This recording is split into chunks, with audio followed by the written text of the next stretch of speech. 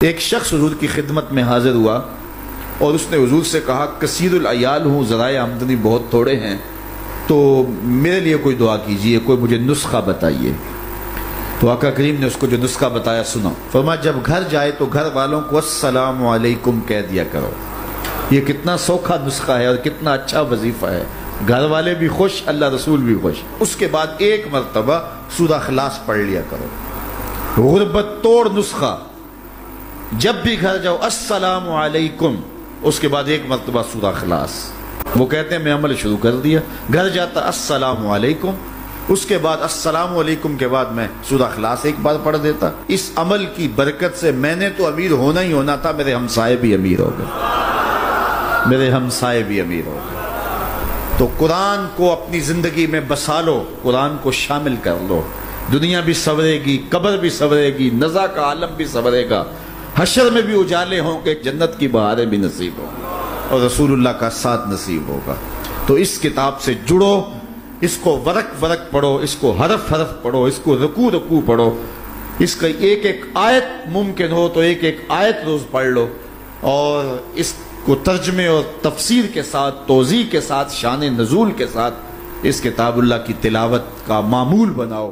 میرے حضور نے یہاں تک فرمایا کہ جو شخص قرآن پڑھتا ہے اس کے لہجے میں لکنت کی وجہ سے یا عجمی ہونے کی وجہ سے وہ اٹکتا ہے اور اس کا لہجہ ٹوٹتا ہے، تو میرے حضور نے فرمایا اللہ اس کو دوہرا ثواب عطا کرتا ہے، ایک قرآن پڑھنے کا ثواب اور ایک اس کو اٹکنے سے جو تکلیف ہوتی ہے، تو فرمایا اللہ اس کا بھی اس کو ثواب عطا کرتا ہے۔ اور فرمایا یہ وہ پاکیزہ کتاب ہے کہ اگر تمہارا رب سے باتیں کرنے کو جی چاہے تو قرآن کھول کے بیٹھ جاؤ، یہ رب سے ہم کلام ہونا ہے، یہ اپنے رب سے گفتگو کرنی ہے۔ میرے حضور نے فرمایا کہ قرآن اللہ کی وہ لٹکتی ہوئی رسی ہے جس کا ایک سرا تمہارے ہاتھ میں ہے، دوسرا سرا تمہارے رب کے ہاتھ میں۔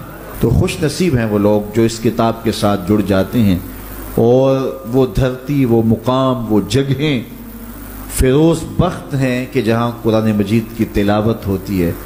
گھروں کو قبرستان نہ بناؤ، گھروں میں نوافل ادا کرو اور قرآن مجید کی تلاوت سے اپنے گھروں کو آباد کرو۔ اگر گھر میں روزانہ کی بنیاد پہ قرآن مجید کی تلاوت کا معمول بن جائے تو پھر کوئی جن، کوئی بھوت، کوئی آسیب اور کوئی بدروح آپ کو تنگ نہیں کر سکتی۔ جہاں قرآن کی تلاوت تسلسل کے ساتھ ہوتی ہوگی وہاں جن نہیں ہوگا، وہاں ٹونے نہیں ہوں گے، وہاں جادو نہیں ہوگا، وہاں سایہ نہیں ہوگا، وہاں رحمت الہی کا سائبان تان دیا جائے گا۔ جہاں قرآن پڑھا جائے وہاں نزول باران ہوتا ہے، رحمتوں کی برسات ہوتی ہے۔ اور پھر اگر یہ جگہ اللہ کا گھر ہو، مسجد ہو، تو پھر تو دوہری برکت ہو جائے گی نا۔ وہ میاں صاحب نے کہا تھا نا کہ دودھ اندر جے کھنڈ رلائیے تے مزہ ہو جاوے دونا، کہ دودھ خود بھی میٹھا ہوتا ہے، اس کے اندر اگر چینی بھی شامل کر لی جائے۔ یہ روشنیوں کا منبع ہے، یہ مصدر ہے اجالوں کا۔ اس کتاب سے اتنی روشنیاں پھوٹتی ہیں کہ زندگی کے سارے اندھیرے ختم کیے جا سکتے ہیں۔ یہ طمانیت قلب کا سبب بھی ہے، یہ روح کے اجالوں کا سبب بھی ہے، یہ کتاب زندگی ہے، کتاب حیات ہے۔ اس کے بتائے ہوئے اصولوں کے مطابق اگر زندگی بسر کریں گے تو یہ زندگی بھی خوبصورت ہوگی، اور اس زندگی کے بعد ایک اور شروع ہونے والی زندگی ہے، وہ زندگی بھی خوبصورت ہوگی۔ قرآن قبر میں چراغاں کرے گا، قبر میں روشنیاں دے گا، قبر میں اجالا کرے گا۔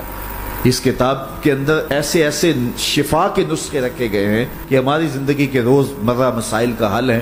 مثال کے طور پہ آج کل ہر بندہ معاشی طور پہ پریشان ہے، تو سورہ واقعہ صرف 3 رکوعوں پر مشتمل ہے۔ اگر یہ معمول زندگی بنا لے تو سورہ واقعہ جہاں ہوگی وہاں نحوستیں اور بے برکتیاں نہیں ہوں گی۔ سورہ یاسین پڑھو گے تو بے پناہ برکتیں اس کے دامن میں رکھی ہوئی ہیں۔ اسی طرح سورہ اخلاص صرف 3 مرتبہ پڑھیں گے تو پورے قرآن پڑھنے کا ثواب نصیب کر دیا جائے گا۔